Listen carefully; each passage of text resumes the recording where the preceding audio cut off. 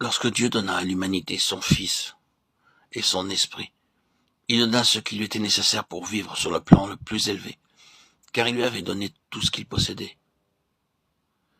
Dieu a pourvu à tout, mais c'est à vous de savoir si vous voulez être rempli de l'Esprit ou non. La volonté de l'homme est une ligne frontière que Dieu s'est réservé de ne pas franchir. Dieu a préparé un festin pour vous, mais il ne vous oblige pas à le manger. Il a ouvert la porte qui vous conduit à une vie plus abondante, mais il ne vous oblige pas à la franchir. Il a déposé à sa banque une fortune qui vous rend millionnaire. Il ne peut pas tirer de chèque à votre place. Dieu a fait sa part. Vous devez faire la vôtre désormais. Il dépend uniquement de vous de posséder ou non la puissance de l'esprit. Dieu n'est entravé que par le peu de place que vous lui accordez. Nous considérerons un instant la part que vous avez à remplir pour devenir spirituel. La vie spirituelle dépend du principe qui la contrôle. Le Saint-Esprit conduit le chrétien à se libérer de la suprématie du moi et à accepter la souveraineté de Christ. Ne savez-vous pas qu'en vous livrant à quelqu'un comme esclave pour lui obéir, vous êtes esclave de celui à qui vous obéissez, soit du péché qui conduit à la mort, soit de l'obéissance qui conduit à la justice. Romains 6,16. Livrer sa vie sans condition à Christ est le premier pas dans la marche selon l'Esprit. Il y a une raison fondamentale à la vie livrée. Lorsqu'on l'a découverte, elle nous apparaît comme convaincante et impérieuse. Espérons que cela pourra être utile à quelqu'un de vous. Permettez-moi de vous dire comment je l'ai découverte moi-même.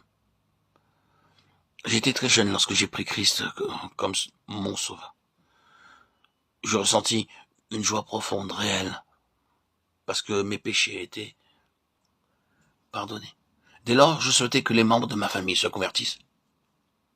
Aussi, je priais beaucoup, mais sans résultat. J'en fus très troublé. Quoique je fusse né de nouveau, je commettais les mêmes péchés qu'autrefois. Ce qui m'attristait le plus, c'était mon caractère violent. Je n'oserais pas dire ce que je faisais ou disais lorsque j'étais en colère. Ces accès de violence étaient suivis souvent d'une crise, de larmes et presque de désespoir.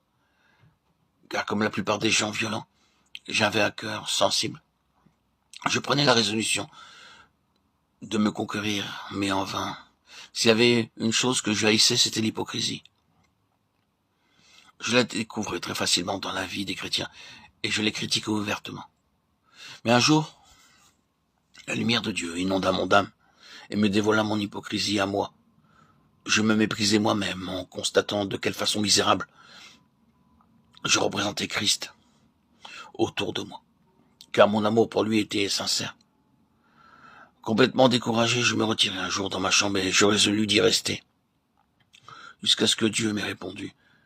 Je dis au Seigneur qu'il devait montrer ce qu'était la vie chrétienne et comment la vivre, ou bien je demanderai à mon pasteur de rayer mon nom du registre de l'Église. Je ne voulais pas profaner plus longtemps le nom de chrétienne. Dieu vit que j'étais sincère, il va toujours au-devant des âmes droites.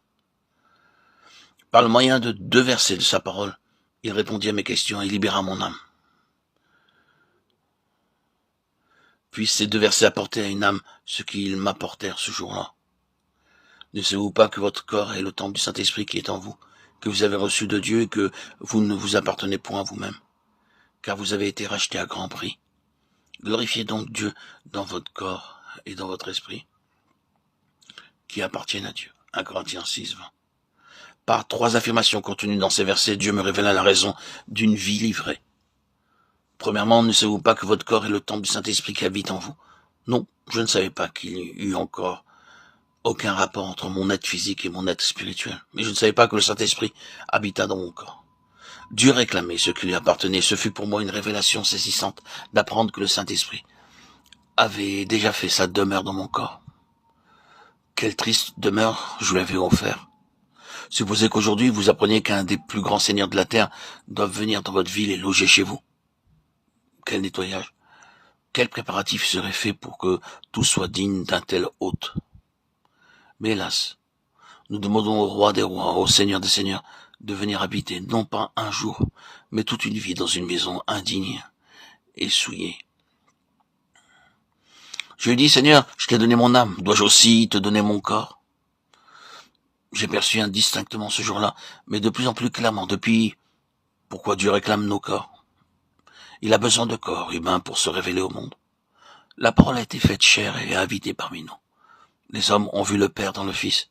Christ est maintenant au ciel, mais combien sa présence est nécessaire sur la terre? Ceux qui habitent votre ville, votre maison, qui vont à l'école ou au bureau avec vous, n'ont-ils pas besoin de le voir?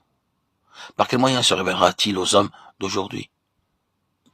Il a deux moyens à sa disposition. Tout d'abord, par sa parole. Combien de millions d'hommes ne possèdent pas de Bible et combien de millions ne sauraient pas lire s'ils la possédaient? Ils ne sauraient la lire. Mais de plus, Christ se révèle aux hommes par nous, chrétiens, qui constituons son corps sur la terre. Le grand besoin actuel n'est pas seulement de prêcher, d'enseigner l'évangile, mais c'est de voir Jésus marcher dans nos rues, vivant dans nos foyers. Comment le fera-t-il? Par vous.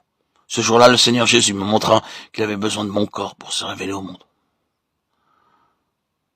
Bien que cet appel fût extraordinairement convaincant, j'y résistais. Ma vie ne m'appartenait-elle pas? N'était-ce pas me demander trop que de m'obliger à en confier la direction à quelqu'un d'autre? Était-ce sage? Était-ce raisonnable? Était-ce nécessaire?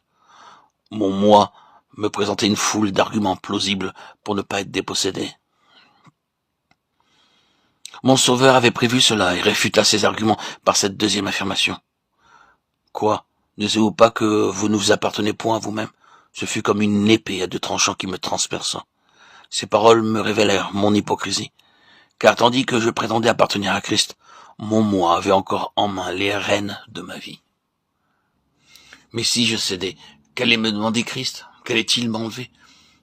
J'aurais été assez contente de lui confier tout ce que je ne pouvais ni transformer ni gouverner, et je regardais le reste pour moi, pour conquérir ma volonté. Il dut briser mon cœur, et cette troisième affirmation m'atteignit. Quoi? Ne savez-vous pas que vous avez été acheté à grand prix? Acheté? Comment? Je ne m'appartiens pas parce que j'ai été acheté. J'avais pensé qu'en cédant, j'allais accorder à Dieu le privilège de diriger ma vie. Dieu me révéla ce jour-là que j'appartenais déjà à Christ, parce qu'il m'avait déjà acheté. Christ avait des droits légitimes sur ma vie qu'il pouvait diriger et contrôler à son gré. Je dus admettre ce droit, mais je ne voulais pas encore céder. De quelle patience il usa envers moi. Il ouvrit mes yeux et tendrement me fit voir Christ crucifié, racheté à grand prix. Et quel prix? Le sang précieux de Christ, voilà le prix qui fut payé pour moi. La vie sainte, pure, sans tache, du Fils de Dieu, livrée en échange de ma vie coupable, égoïste. Ce jour-là, je vis les seigneurs mourant pour un pécheur. Vie pour vie. Jusque-là, j'avais dit, faut-il que je me donne à toi? Ce jour-là, je m'écriai, Seigneur, puis-je me donner à toi? Je livrais à Christ tout ce que j'étais, tout ce que je possédais, pour le temps et pour l'éternité.